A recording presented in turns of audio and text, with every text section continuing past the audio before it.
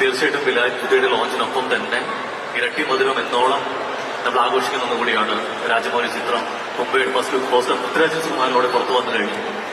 ഞാൻ കണ്ട മികച്ച നടന്മാരിൽ ഒരാളാണ് പൃഥ്വിരാജ് എന്ന് സാക്ഷാൽ രാജമൗലി പറയുന്ന ഒരു സമയം കൂടിയാണ്. എപ്പോഴും ഈ പ്രശംസകൾക്കൊപ്പം തന്നെ വരുന്ന വിമർശനങ്ങളെ വളരെ ലളിതമായിട്ട് മറികടക്കുന്ന സാഹചര്യം നമ്മൾ കണ്ടിട്ടുണ്ട്. ഇപ്പൊ എപ്പോഴും നമ്മൾ പറയാറുണ്ട് being Mohanlal is not easy എന്നുള്ളത്. പക്ഷെ ഞാൻ പറയാൻ ആഗ്രഹിക്കുന്നത് being Prithviraj is not easy എന്നുള്ളതാണ്. അപ്പോ being Prithviraj is not easy ആണോ? അത് ആക്ച്വലി കുറച്ച് ഡിഫിക്കൽട്ടാണ്. ഇതോപ്പോ എന്നെ വളർത്തിയത് നിങ്ങളാണ്. അതുകൊണ്ട് എന്നെ വിമർശിക്കാനുള്ള എല്ലാ അവകാശവും നിങ്ങൾക്കുണ്ട്.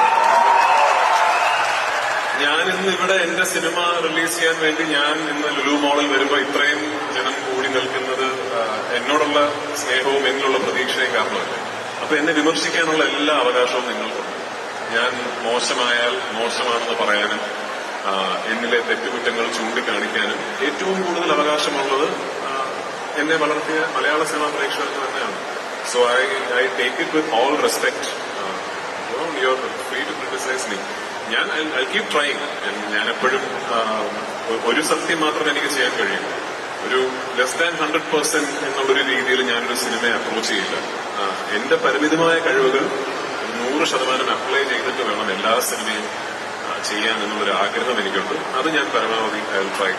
ബിക്കോസ് രാജമൗലി സാറിന്റെ സിനിമ ഇൻഫാക്ട് നാളെയാണ് അതിന്റെ ഒഫീഷ്യൽ ലോഞ്ച്. സോ ഇനി ആ സിനിമയെ കുറിച്ച് ഇനി സംസാരിക്കാൻ സമയമുണ്ടല്ലോ.